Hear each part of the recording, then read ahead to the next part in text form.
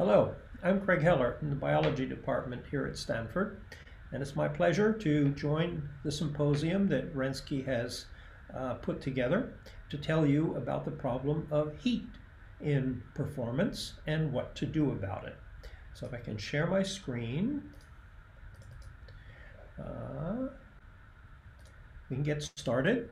And the flippant title for my talk is Cool Hands, Hot Performances, Better Than Steroids and Legal. And you might say that that's the take-home lesson from my talk today.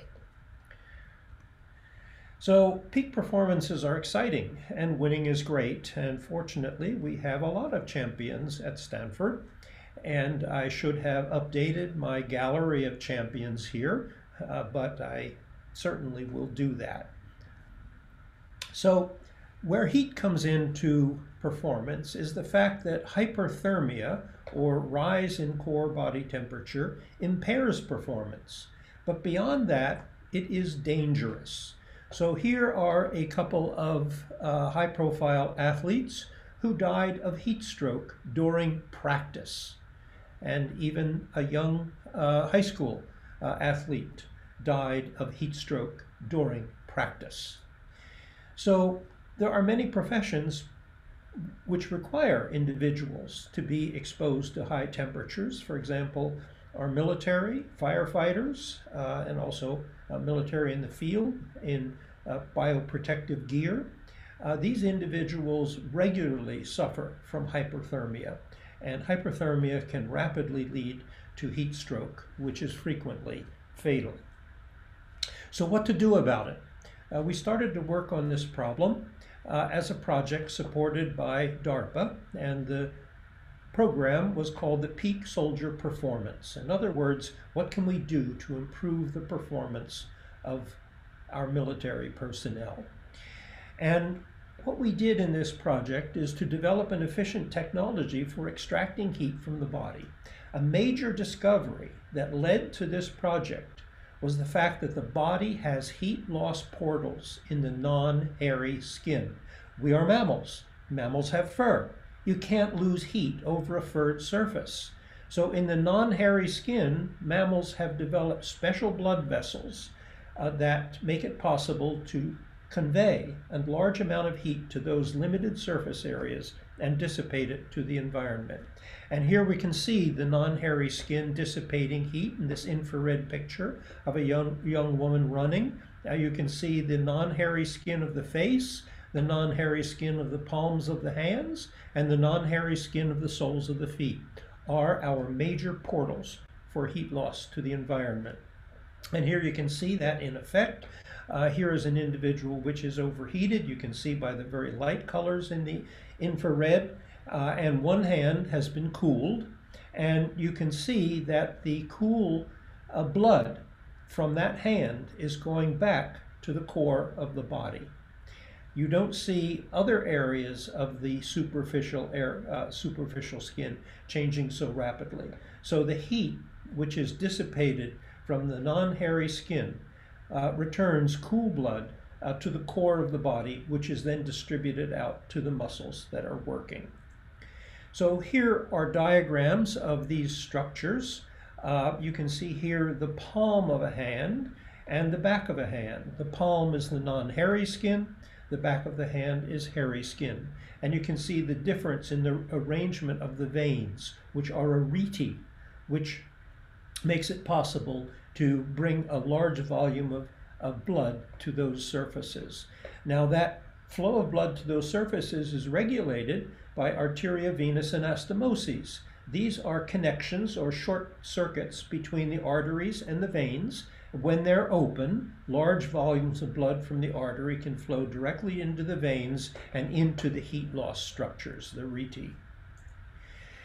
So the original concept that we had was that we could use negative pressure to increase the blood flow into the non-hairy skin, and then we could suck the heat out of the body through that surface area by bringing it into contact with a heat sink. So the Eureka experiment came from our simple routine efforts to characterize what would be the best level of vacuum, what would be the best temperature of the heat sink. So we had our lab assistant, who was a gym rat, do his workouts in the lab. We built him a pull-up bar so he could do repeated sets of pull-ups to muscle failure.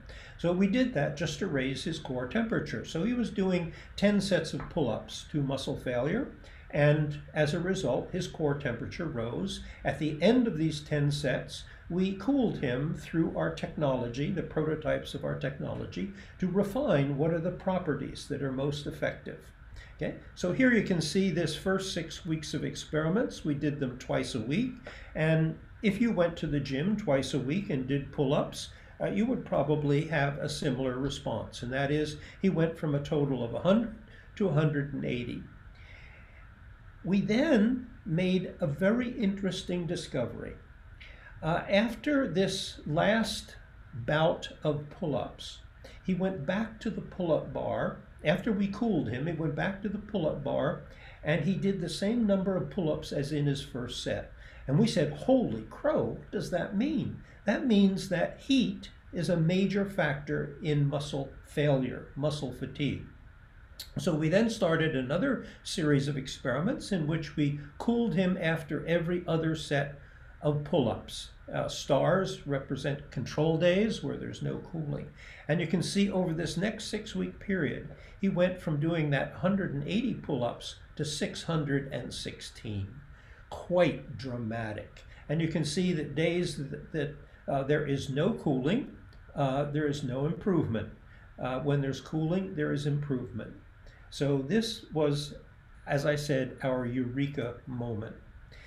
So the word got out to some local teams, including the 49ers, and one of our Stanford graduates who was on the 49ers came over and said he wanted to try it. He heard about it. This was Greg Clark. He was a tight end at that time. And here is a guy who's at peak performance, peak fitness for his age. So he came over and he said, I can do dips. I can do a lot of dips. That's my favorite activity. So he said, I usually can do 5 sets of dips, and the first set I'll do probably around 40, and it will go down from there, and that's exactly what he did.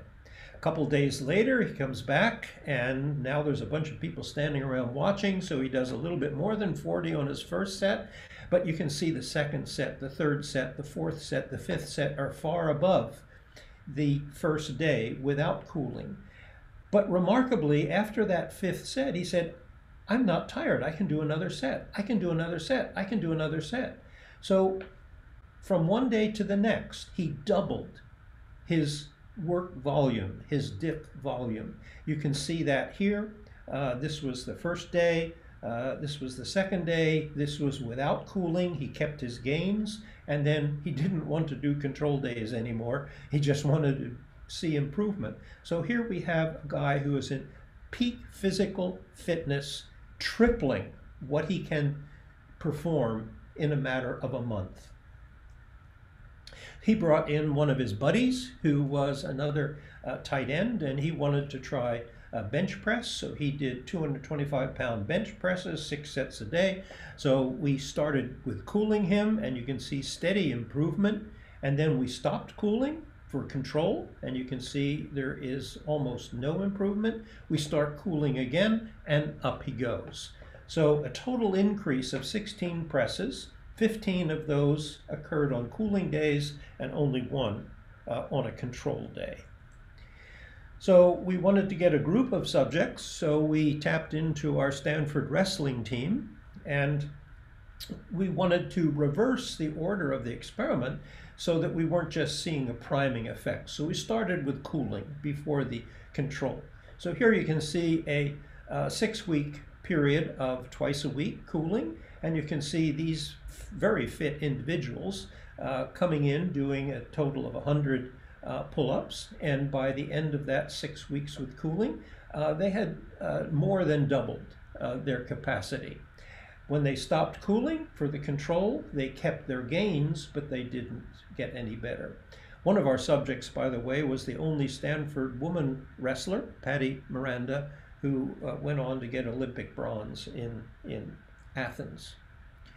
Okay, so what about just normal students, non-athletes? So a group of students were doing a study of push-ups. So they did 10 sets of push-ups to muscle failure with or without cooling between the sets. So you can see a rate of improvement without cooling, but with cooling you double the rate of improvement, which you can see over here. And they had their age control. That was me. I joined their experiment. You can see the difference in the rate of improvement with or without cooling. So I'm going to skip that and go to this illustration instead. This summarizes the results of a number of experiments that we've done, and it compares them with published data on the effects of anabolic steroids on bench press. And you can see what you get with the anabolic steroids is about a 1% improvement per week. Okay? Here are the data that from the experiments I've just showed you. And you can see that even with the small increments in the bench press, it's considerably above what you get with the anabolic steroids. Here are push-ups, push-ups, pull-ups, dips, and pull-ups. And you can see that we're talking about 100, 200, 300% improvement rather than simple 10 or 12% improvement over a 12-week period. So many of our subjects, of course, were men, and the question always arises as to could these results be due to the testosterone background? And we therefore did a similar parallel set of experiments on women. And we see that the gains in the women were equivalent to the gains in the men. So you can see over here with the men, we have initial and then a period of, this is their initial, and then with no cooling over a period of 4 weeks, there's really no improvement. With then 6 weeks of cooling, you do get a considerable improvement. The 1 rep max has gone up significantly. Similar results with women.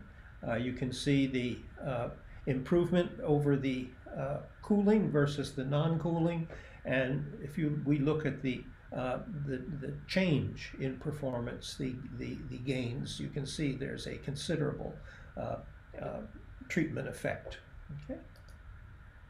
So what about endurance? What about out in the real world? We did an experiment years ago on the Stanford football team. They were doing an activity called getting yards. This was game simulation. They were doing 2-minute sprints on the football field, 3-minute rests between the sprints. They'd go back to the end zone and do the next sprint. They did this 7 times, and the question was how many yards could they gain in each of these sprints. So we expected that Palmer cooling during the rest intervals would improve their performance, and indeed it did. Here are the results from a control day, and I have to emphasize these were hot days, 94 degrees Fahrenheit. And you can see a decreased number of yards gained with each of the sprints. Then on a similar day with Palmer cooling, even for 1 or 2 minutes between the sprints, you can see a considerable improvement in their performance. So the performance decay was reduced very significantly. So we took endurance challenges into the lab, and on a treadmill in a hot room, uphill hikes, 3.5 miles per hour, 39 degrees ambient temperature.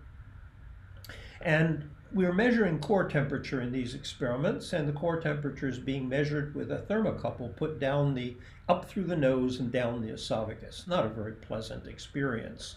And what we found was that we could get very parallel data by just looking at heart rate. This is called cardiac drift. It's a change in heart rate associated with rise in temperature. Okay, it's controversial as to what the cause is. We think it's obviously due to the rise in temperature. of the body, including the heart. And you can see with the Palmer cooling with vacuum, we could double the endurance of the individual in this experiment. So here is an effort to see whether or not there's a conditioning effect. So here is the typical day without cooling. They get onto the treadmill at level treadmill. Then the slope is increased, and then they continue to rise in temperature during the exercise until they reach 39 degrees, and then boom, they go back, they rest and they recover. Okay? So here is a cooling day. These are two that you just saw. So another control day, no change. Another control day, no change. Another cooling day, change. Cooling day, change. A little bit of an improvement in the control day, but continued improvement in the cooling days. And finally, you can see that you have just about tripled the endurance capacity in the heat over this period of time. So you can imagine that this technology would be of interest to athletic trainers and coaches, and that indeed is what happened at Stanford.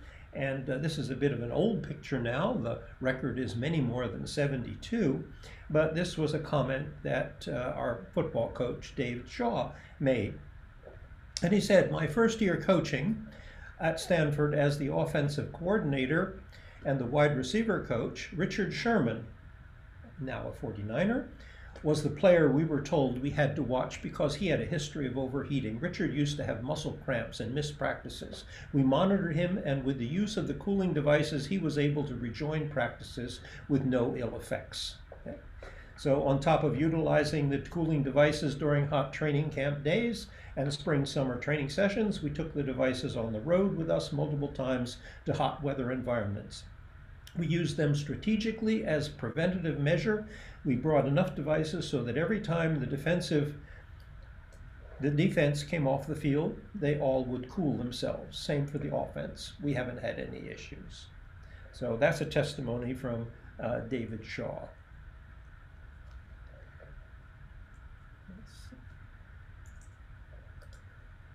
Okay, so the technology is currently being developed and commercialized by a company called Arteria. This is what the current prototypes look like. This was last week at a World Wrestling Championship tournament in Rome. Okay? And you can see here a sweating individual who's just finished a match and is getting ready for the next match and dissipating heat while he's waiting for his next match. So the old version of the technology is enshrined in the Stanford Hall of Champions right outside the football office, but this display is going to have to be changed soon as the new versions of the technology will become available. Okay, so there are applications of the technology beyond athletics. As I said at the beginning, there are many professions in which individuals are working in personal protective gear in the heat, and therefore hyperthermia is a serious problem. And we've done experiments with Stanford students. The exercise is on the treadmill. Ambient temperature is normal, but they're wearing personal protective gear, including balaclavas over the head and the face, and then cooling the palms of the hands with these crude devices. And you can see that whether they're at rest or whether they're working at different levels, there is a decrease in the rate of rise of core temperature with the extraction of heat from the palms. And what about recovery? You know that one of the common methods for recovery is applying cold towels. And you can see here in our experimental setup, the cold towels do almost nothing. But the Palmer cooling with or without vacuum has a considerable improvement in the rate of recovery. So that's all I have to tell you about today. Thanks to our initial support from DARPA, support from the Pac-12, and to hundreds of volunteer subjects. And I'd be happy to take questions.